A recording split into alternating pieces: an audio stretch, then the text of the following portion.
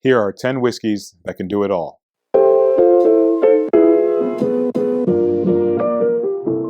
What's up, everybody? It's Ty the Bourbon Guy, and welcome back to my channel. Whiskey can be something that when you're buying, especially if you're new to whiskey, like there's so many options nowadays, and it's so hard, or can be very hard to figure out which ones should I try? You know, what do I need it for? What's a good one? Whatever, right? I get that question a lot. The thing that I would always come back with is, why are you buying whiskey? How do you drink it? What's the purpose of it? Are you buying it because you're hosting an event? You don't really even drink it, but you know other people do, and you want to have something there. Are you buying whiskey to make cocktails? Do you drink it over ice? Do you mix it with some sort of soda? Do you drink it neat? You know, or which whiskeys have you had? And which ones do you like? Which ones do you not like? So to me, anytime somebody asks like, what's a whiskey that I should buy? That's so hard for me to answer that question. I normally follow up with like a million other questions. So the thing that I realize is that most people don't really want to spend all the money on all these different whiskeys to try all these. They just want a product that they can buy that is ready for any situation, whether they want to drink it neat, whether they want to mix it with something, or whatever the case is. And a lot of times they don't want to break the bank to do this. So I've put together a list of whiskeys that I think are capable of doing all of the above. You could drink them neat, you can mix them, you can make old fashions with them, you can, you know, whatever, drink it over a rock and do whatever you want to do with it. And I think it'll be a good option. Again, just like most of my lists, I don't anticipate that you'll like every single thing that I put on here, but the goal is typically just to find one or two, or, you know, maybe hopefully more than that, that you actually do enjoy. And again, that won't break the bank. These aren't crazy expensive. Most of them are findable. I try to leave off anything that's allocated or anything like that to where you can't find it anyway. That to me is pointless. What's the point of me recommending it to you if you can't find it? So there's a few exceptions to that, but we'll get to that in a minute. Let's start it off. All right, number one, 1792 Bottled in Bond. This bottle is a little harder to find. I wish it was easier to find, at least in my area. It's not really been around. It used to be, but I haven't really seen it as much. 1792 small batch is available, so if that's all you can find, then grab it. I would say I actually see there's a foolproof version of this. To those that may not know, foolproof, I'll try to keep it as simple as possible.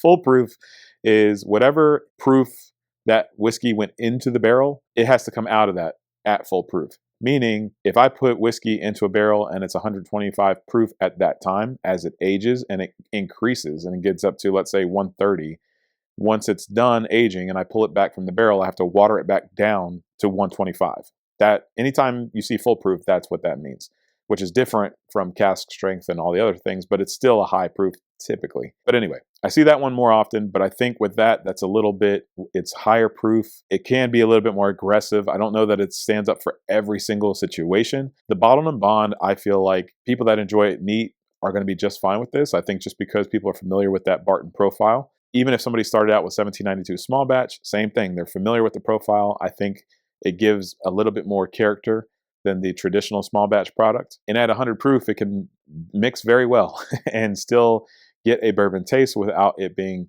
covered up completely by whatever it is that you're mixing it with. All right, number two, Maker's Mark 46 cask strength. I know I try to stay away from cask strength. I actually just said that, but this one is cask strength, but it's only 109 proof. So to me, yes, it can sound intimidating, but it's not that much hotter than, you know, we're floating around 100 proof typically for a situation like this. But to me, I think especially with it being a wheated bourbon, it's going to drink softer. It doesn't have some of those spike notes or like real sharp notes.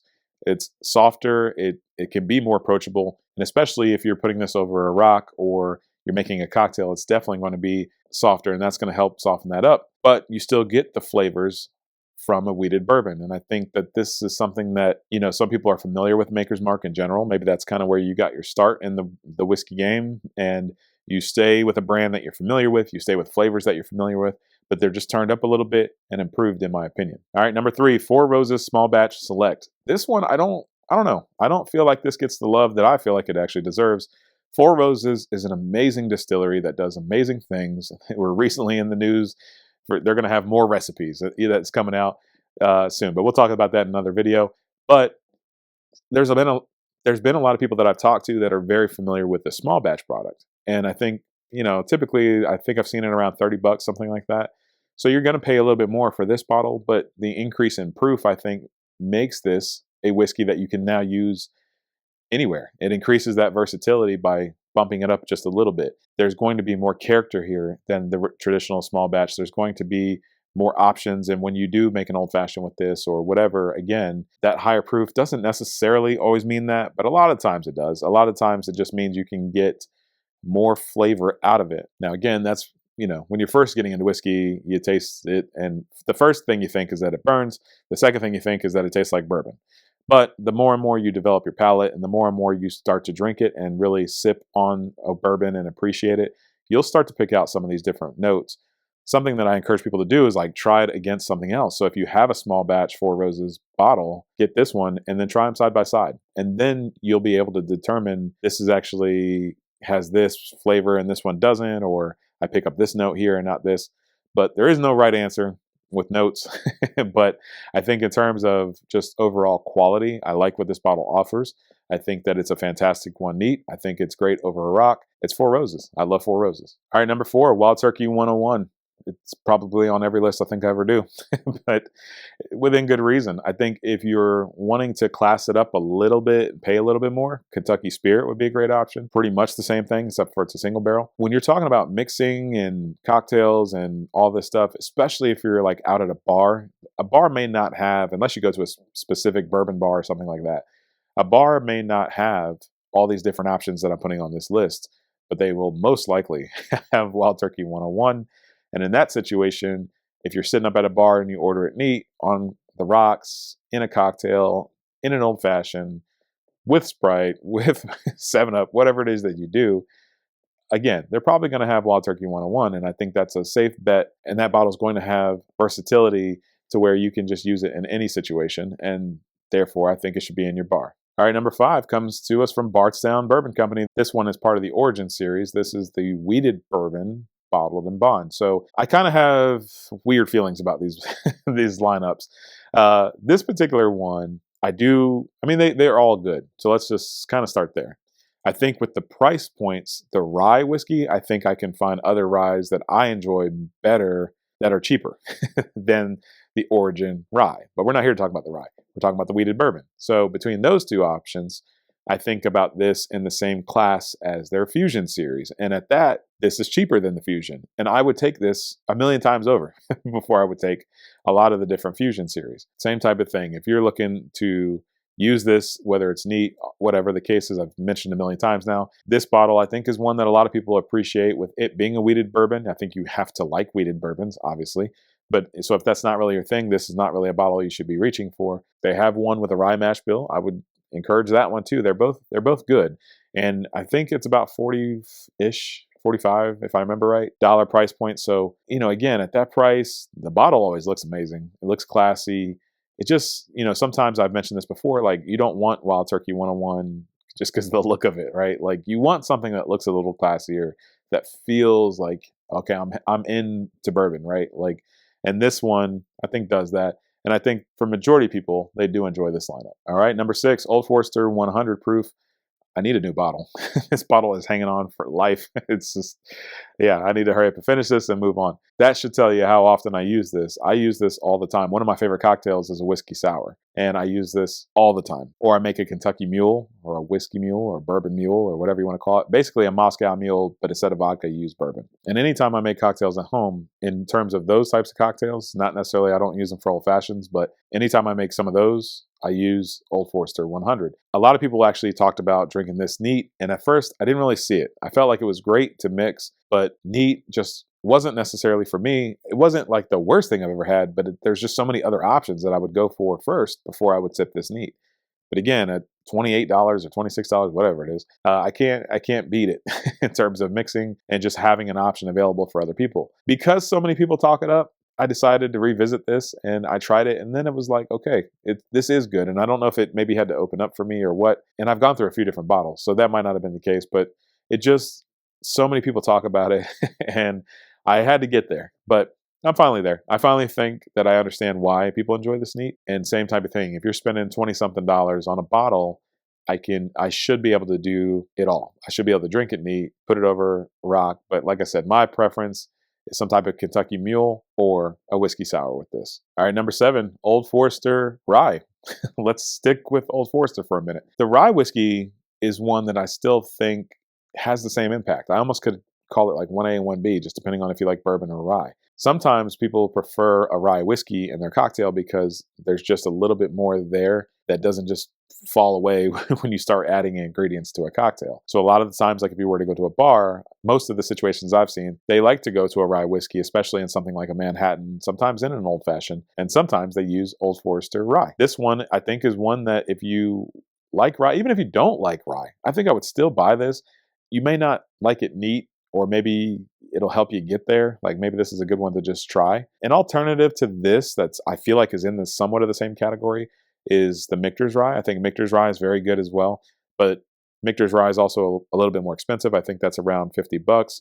This one floats around $30 in my area. So, at that price point, I would just say go for this one instead.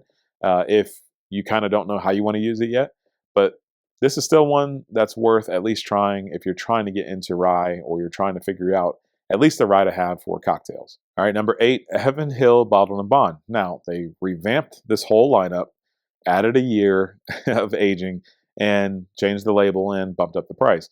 But the part that makes me the most happy is that it is available now.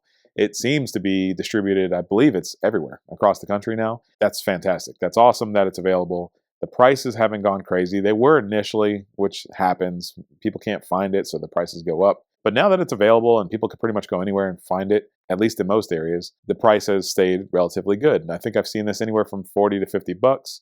So just depending on where you shop, you can still find this at a pretty good deal. And I think at that price, for a 7-year-old bourbon, that's at least 7 years, because an age statement is basically telling you it's at least that. So it's just a good product. It's a good product to have. It's a good product that you can buy, drink it. You're not afraid to use it, basically, because I think before, any situation where it's hard to find a bottle, you open it, maybe you drink it neat, or maybe you kind of sip on it, but you kind of babysit that bottle a little bit because you can't replace it. Now that you can replace it, hopefully people are reaching for this one a little bit more, and you can, like I said, do all those things, cocktails, over ice, whatever. It's 100 proof, so it's going to be great for all of your cocktail needs over the rocks. We'll soften it up just a little bit, but at 100 proof, you can also drink it neat, and you're going to get a lot of that characteristic. Something, if you're trying to drink whiskey neat, something that you might try to do is to maybe have a glass of this and have some water, and then just kind of sip on it, hold it in your mouth a little bit, have some water in your mouth, and just you're basically adding water to it to dilute it a little bit over time. And then you back off the water, and then you're drinking it neat. That takes time. I would say anybody just getting into whiskey, I don't know, don't be ashamed if something burns at 100 proof. We all started there. We all started somewhere. That's just the name of the game. But over time, you start to get accustomed to that burn. Doesn't mean it doesn't burn still, but you just start to get used to that. And a lot of times that first sip burns. When you go back is where a lot of your flavor is. So don't be discouraged even if that first sip's a little hot. All right, number 9, Evan Williams Single Barrel. So let's stay with the Heaven Hill family and let's just roll with this. This kind of breaks my rule because I like to put things on the list that are available. But I do know that a lot of people that watch these videos at some point take trips to Kentucky. This used to be available everywhere. They recently pulled it back and now only sell it in Kentucky. When I heard that news, I actually went to my local liquor store and I stocked up and then I kept going back and I realized that they still had a whole shelf, and I kind of said okay, people don't know yet that this is going away, but once they do, this is going to be gone. So I bought a few more bottles. So stocked up on some of these. So I have some of these, but this used to be a $30 bottle, and I guess it still is. I haven't bought it since it's been a Kentucky exclusive.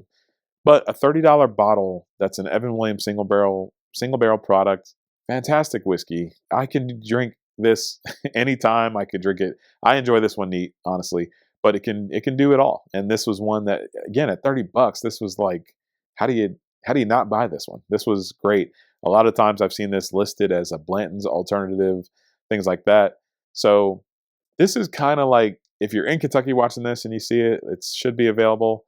If you're not, then maybe if you travel to Kentucky, I don't know. This one's probably limited to fewer people, but if you have this, I know it's hard to drink it because you can't replace it, but still, I would still use this one and enjoy it while you have it. And number 10, Buffalo Trace. Again, going against my rules of availability, but I do think some places can still get Buffalo Trace pretty easily. I know that they've bumped up their production and they are producing whiskey probably as quickly as they can. The thing about bourbon and whiskey in general, you can't rush the aging process. So it just kind of is what it is. My kids are going to have a ton of bourbon laying around probably by the time they're of age. But I do know you can still find Buffalo Trace in a lot of places. So I just decided to include this one on there. I think there's a reason people like it. Yes, it does get a lot of hype, sometimes even overhyped, but it's still a very good product. I don't necessarily like this one neat as much. I prefer, if I'm going to stay with the Buffalo Trace family, I prefer Eagle Rare, although I know that that's even harder, to find in certain areas. So neat, I've never really preferred Buffalo Trace, but I think this makes a great old fashioned. I think that if you're at a bar, especially, or a restaurant, and you see this listed, it's one that you can mix in a cocktail, or you can get it neat at the restaurant. So if this is available in your area, it's one of those ones that can do it all that I think you should have and you should buy it. But if it's not available in your area, then I would just kind of list this as like if you go to a restaurant or a bar and you see it there, it's one that you can use and kind of give you an upgraded experience to where you're not just using whatever the well bourbon is. You can kind of upgrade that old fashioned a little bit without breaking the bank. All right, that does it. Hopefully this helps. Those are 10 different whiskeys that should be good in any situation, no matter what it is that you need it for. Hopefully this helps you in whatever your situation may be. If there's one that I missed, as always, let me know in the comments. And again, I can't say it enough. I say it in every video, but I'm so appreciative of all the support on this channel. Thank you all so much for just listening to me talk about whiskey. It's a pretty good gig. Thanks for tuning in, and I'll catch you in the next one. Cheers.